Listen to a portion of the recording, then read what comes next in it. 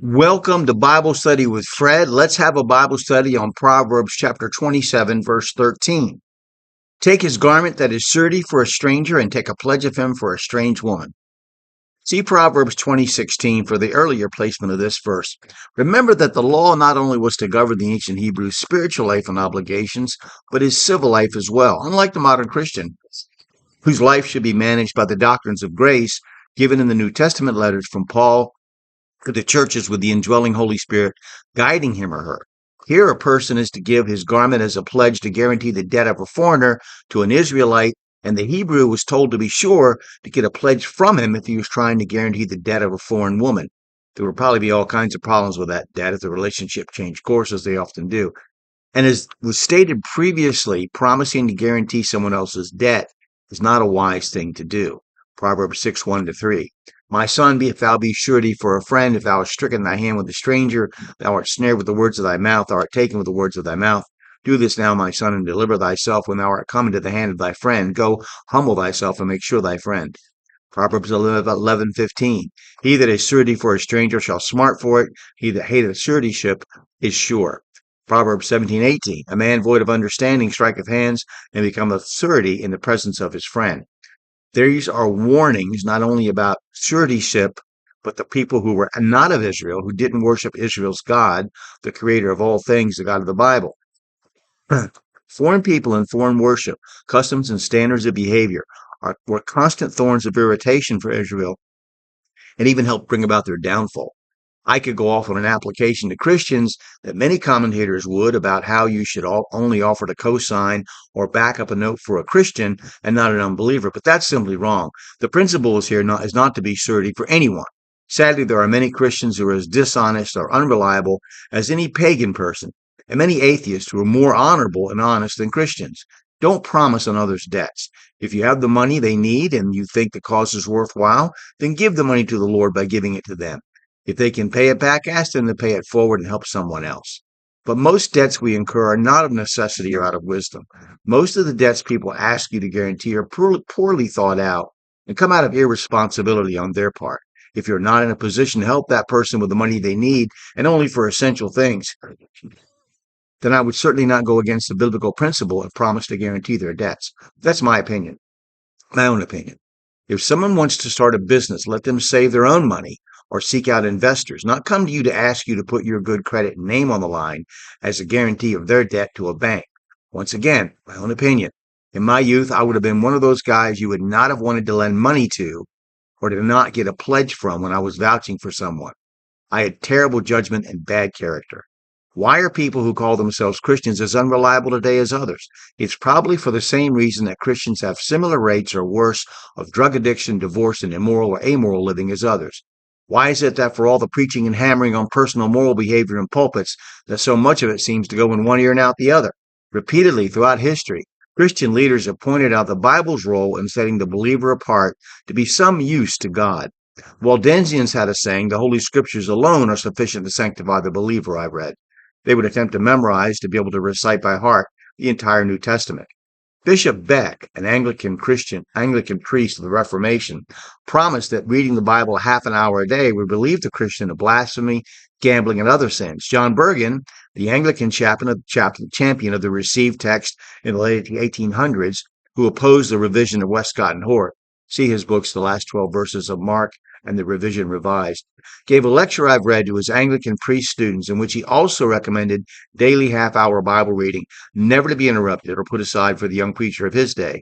Thomas Cranmer, the Archbishop of Canterbury under Henry VIII, wrote in the preface to the Great Bible that the Christian must read the Bible every day, implying that if you don't, you certainly aren't in a position to receive a sermon on Sunday. Daniel Walker Howe, in his book, What Hath God Wrought, part of the Oxford History of the United States series, talks about how, up until the early 1800s, that Bible reading was important to the common American. That is, before the so-called Great Awakening took off, followed by emotional fixes in place of a daily letting God speak to them through his word and replacing God with government action. Paul admonishes the young pastor, Timothy, in 1 Timothy 4:13, to give attendance to reading. Also tells the Corinthians, the Ephesians, and the Thessalonians to read his letters. making sure the congregations hear and see them. The early church leader, Tertullian, writing about 200 AD, states that the originals or authentic copies of the letters from the apostles were still available in the churches which they started and nourished, implying that you could read them. God commanded through Moses an expectation of the Israelites, eventually demanding a king in Deuteronomy 17, that their king should read the Bible they had, which was the law given to Moses every day of his life, so that he would learn to fear the Lord, keep the words of the law, and do them, and so he wouldn't get arrogant and think himself above the law. Joshua commanded the Israelites to constantly have the book of the law on their tongues and in their minds. Joshua 1:8. This book of the law shall not depart out of thy mouth, but thou shalt meditate therein day and night, that thou mayest observe to do according to all that is written therein. For then thou shalt make thy way prosperous, and then thou shalt have good success. In the Bible, the Holy Spirit, speaking through a psalmist, says this about how God views his word, small w. Psalm 138:2. I will worship toward thy holy temple and praise thy name for thy loving kindness and for thy truth, for thou hast magnified thy word above all thy name. In earlier days in America, the Bible may have been the only book in a person's house. Many of the early Americans learned to read by daily Bible reading with their families. Remember the country song about the Bible reading called The Family Bible, written by Jim Ed Brown, I believe, and sung by both Willie Nelson and Johnny Cash? Goes like this: Rock of Ages, cleft for me. There's a family Bible on the table. Each page is torn and hard to read, but the family Bible on the table will ever be my key to memories. At the end of the day, when work was over and when the evening meal was done, Dad would read to us from the family Bible. We count our many blessings one by one. I can see us sitting around the table when from the family Bible Dad would read. I can hear my mother softly singing, Rock of Ages, cleft for me. The world of ours is full of troubles. This old world would owe. So better be if we had more Bibles on the table than mother singing Rock of Ages, cleft for me. And that goes on. And there's also an old poem by Amos Wells that I've been inspired by about reading the Bible, entitled When You Read the Bible Through. I suppose I knew my Bible, reading piecemeal, hit and miss, now a bit of John or Matthew, now a snatch of Genesis, certain chapters of Isaiah, certain Psalms, the 23rd, 12th of Romans, 1st of Proverbs. Yes, I thought I knew the word. But I found that thorough reading was a different thing to do, and the way was unfamiliar when I read the Bible through. Oh, the massive, mighty volume and the treasures manifold. Oh, the beauty of the wisdom and the grace it proved to hold. As the story of the Hebrews swept in majesty along, as it leaped in waves prophetic, as it burst sacred song. As it gleamed with Christly omens, the Old Testament was new, strong with cumulative power when I read the Bible through. Now it's a long poem. So anyway, I hope that you'll consider that reading the Bible and reading it every day. And I do have some other things to say. I'm going to post them in the comments. I'm going to post a link to my blog in the comments so that you can see the additional things that I was going to talk about that are just too long for this video, if you want to read them. But to go back to the proverb, this essentially what the proverb is talking about, though, is not being a reinforcer of the advice from Solomon, not to put yourself on the line for the debts of another. So I hope that you'll read what I have on my blog, that you'll open the Bible, let God speak to you through his word, that you'll study the Bible and cross-reference the verses, that you'll pray to God for wisdom and understanding, and share your interpretation with someone else. If you watch this video this far, please click like and subscribe or follow, and share the video with someone else.